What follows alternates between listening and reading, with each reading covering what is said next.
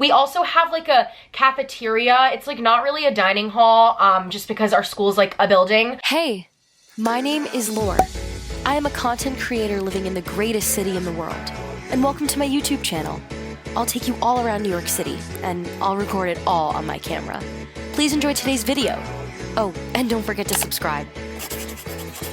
This video goes out to all of my high school seniors right now. I know that it is so hard to pick a college and decide where you want to spend the next 4 years of your life because of what's going on and because you can't go visit schools. I totally get that, and I really wanted to do something to help you in the best way that I could. So this video is going to be for anybody who is thinking of coming to Marymount, who is committed to Marymount, just to answer some of your questions. If you guys ever have any questions, please feel free to DM me. I love getting DMs from you guys every single day. It's so nice. It's so nice to answer questions.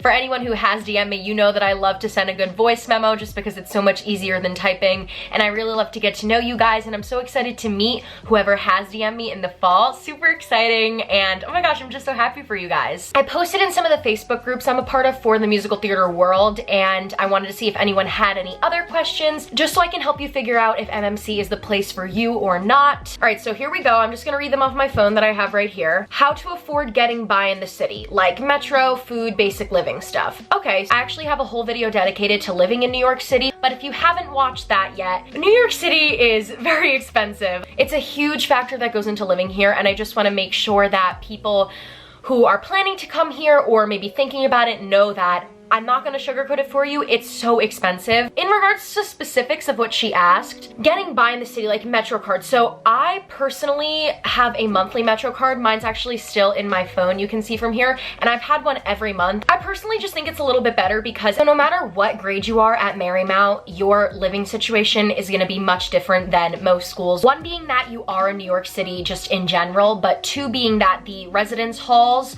are not actually connected to the school itself, like building wise. They're on totally different parts of the city, but it's definitely an easy subway ride or bus ride. I personally just love the monthly because you can use that for the bus, you can use that for the subway, like you can use it for pretty much any, if not all, transportation in the city, which is super nice, especially the express buses, because those actually cost more than a regular bus. If you're gonna be a freshman next year at Marymount, you will most likely be taking the M15. That bus will get you from school to the dorms, and the M15 is great because they actually have a plus, M15 plus, which is the select bus service, and usually the select buses cost around like $6 something, and the regular buses, like without the plus, is the cost of like a subway swipe. So I just think having the monthly is really beneficial because you can use it whenever. I try to get mine either the 1st or the 2nd of every month just so I know exactly when to get a new one, and I also will put it in my Google Calendar. I was trying to see if I can get this out of here. You can't really see because it's kind of faded. I usually write the month on the back of my Metro card just because I would keep like 80 of them in here at a time for some unknown reason, and just having the monthly is super helpful. Food, I mean, I think it's an absolute luxury to live 50 feet from a Whole Foods. I thought that was like the best thing ever. I'm a huge fan of Whole Foods just because they have a lot of vegan, vegetarian, gluten-free, whatever options that you may need, and I just thought it was super easy to go. But I will say Whole Foods does get super expensive. I fortunately had a lot of gift cards that I used up in the beginning of the year, but as I got to the end of the year, I found myself going to Trader Joe's a lot. My roommate Nadia loved Trader Joe's, and we would go sometimes. You'd probably seen in a couple of my weekend in my life vlogs. It's a super short, easy bus ride there and back. I know that Trader Joe's like historically has cheaper prices, but there are specific foods that I know only get sold at Whole Foods or vice versa, so I kind of do a mixture of both. But just knowing that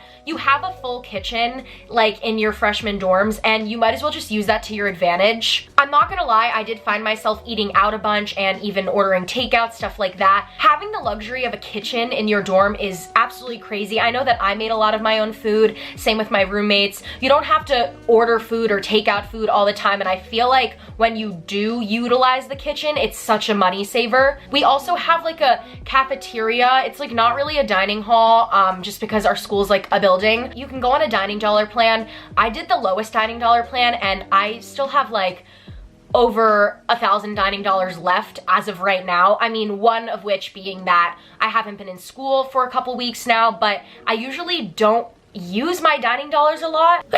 Sorry. There are a couple places that Marymount's in like affiliate with where you can use your dining dollars to purchase meals. One being Midnight Express, Morningstar, Kitchen Sink.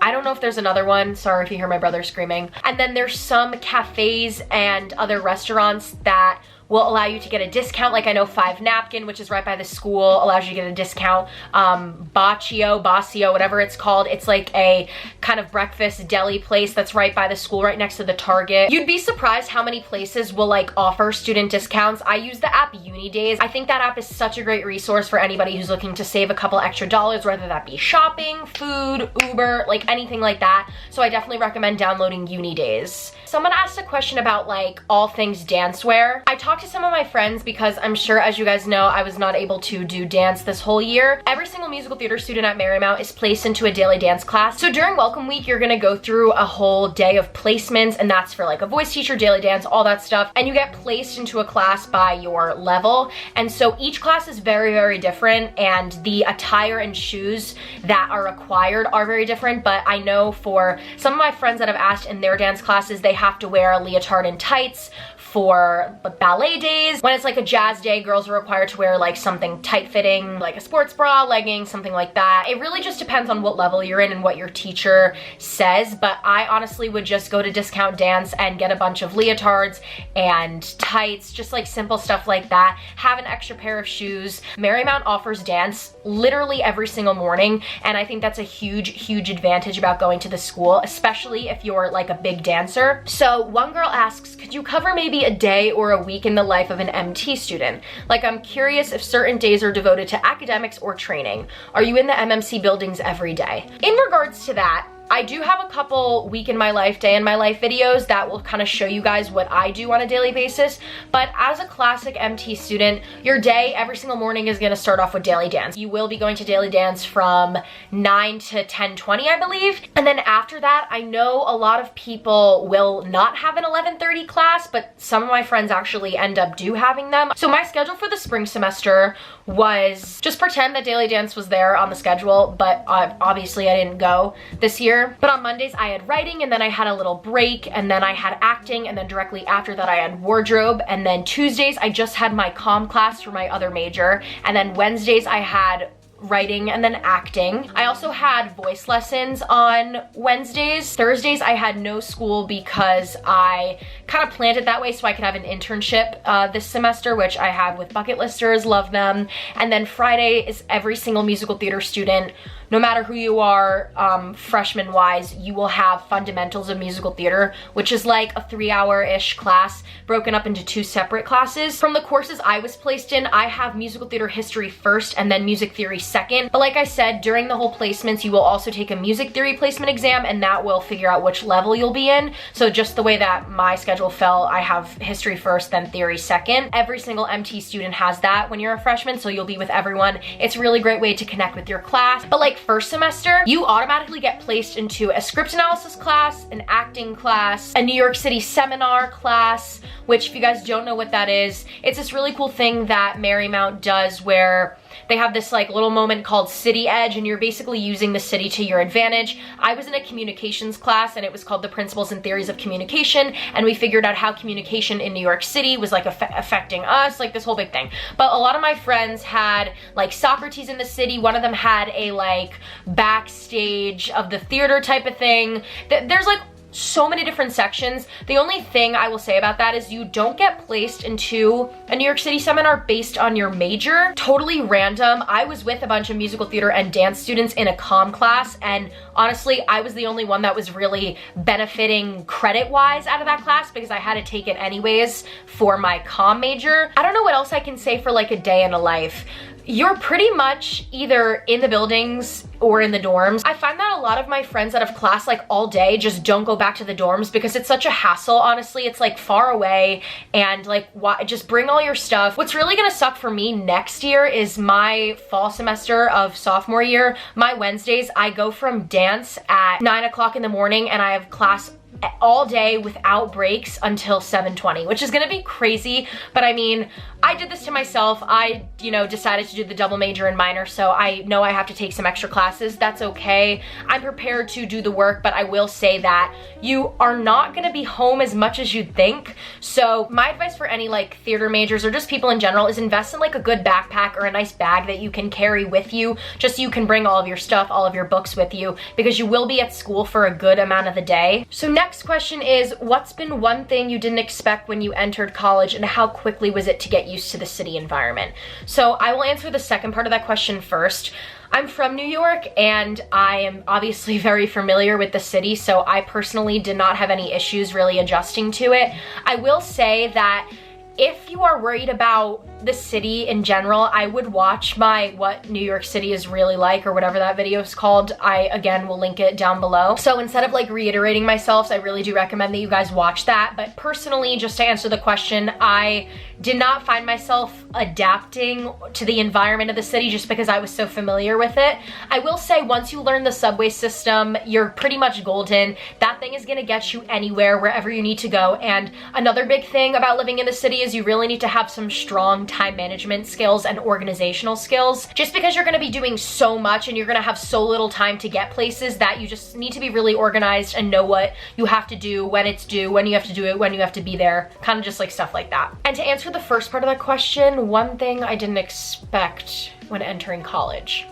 Freshman year is not all that glamorous. Disregarding the situation that we're in right now, just with the virus and everything, freshman year was not like the movies, I guess you could say. It's hard, just both mentally and physically, and I wish someone like told me that. I feel like maybe people did and I just didn't listen, but take it from someone who had a really first rough semester. You will not be friends with every single person, and I've learned to just accept that and know that that's okay. My high school was really small, and I figured that because my school was really small, I would have the same situation friend-wise, just like being able to be friends with anyone and not feeling like you couldn't approach people. But I would just say in college, that's like definitely not the case. And I'm not even just talking about Marymount in general. Like my friends that go to huge universities said the same thing. And that really makes me upset because I feel like everybody's in the same boat and everyone's kind of scared and uncomfortable. But just being able to embrace the uncomfortability of, being in a different place with different people, I think would just be the best advice I can give you. I did my best to try to like go up to people and say hi, make friends right off the bat, but just know that if you're not friends with everybody, it's totally okay, and it's totally something that you just have to learn and understand, and that will happen with time. So the next question is, how easy/difficult is it to major or minor as an MT major? I guess they're talking about like double majoring and minoring. So for those who don't know, I have 2 majors and a minor at Marymount. I double major in musical theater and public relations and strategic communication, and I minor in business management. So this was something that I knew I wanted to do coming out of high school, just because I do love theater and I do want to do it for the rest of my life. I want to be in the entertainment industry, but there's also more stuff that I want to do, if that makes sense. I want to be able to start my own business. I want to be able to continue YouTube and doing stuff like with PR and all that cool stuff, social media, marketing, like any of that. It's stuff that's always interested me, and I feel like if I have the luxury of being in New York City, I have to take advantage of that opportunity. I would say as an MT student that's working towards their BFA in musical theater, it's not as hard as you think. I do know that the musical theater department is going to be a little like up your butt about workload and everything, just because they want you to get your theater classes done. I mean, you did audition to get into the school, so they want you here just as much as you want to be here, and they want to make sure that you're prioritizing things correctly. With that being said, I do know that there's some majors that they don't allow you to double major just because it's a lot of work, and they want to make sure that at the end of the day, you kind of signed up to get a theater degree. They want to make sure that you're getting that. But I do know that the PR major, I double major with it. I know my friend Emily does like a marketing major, so anything in the comm field I think is pretty safe. I don't really know what you specifically would want to major in. If we want to talk about it separately, you can totally DM me and I'd be able to talk about that with you.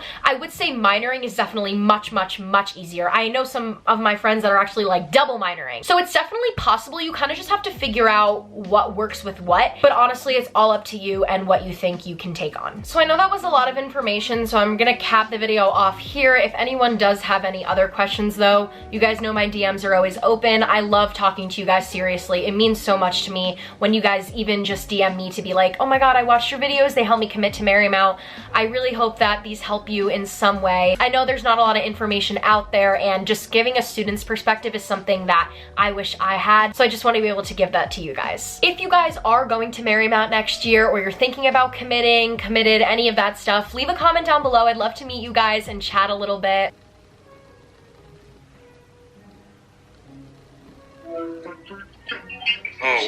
Ashlyn, what? Ashlyn, what is this? Okay, hi. Who are these people? Okay, this is... You're vlogging? No, I'm like in the middle of filming a video right now. Oh, is this gonna make it? Do you want to say hi? Hey, Ashlyn. So I think that's gonna be it, and I hope you guys enjoyed this video. If you did, leave a like, comment down below. If you don't want to, I don't really care, and I will see you guys in next week's video. Bye, guys. Baby, this is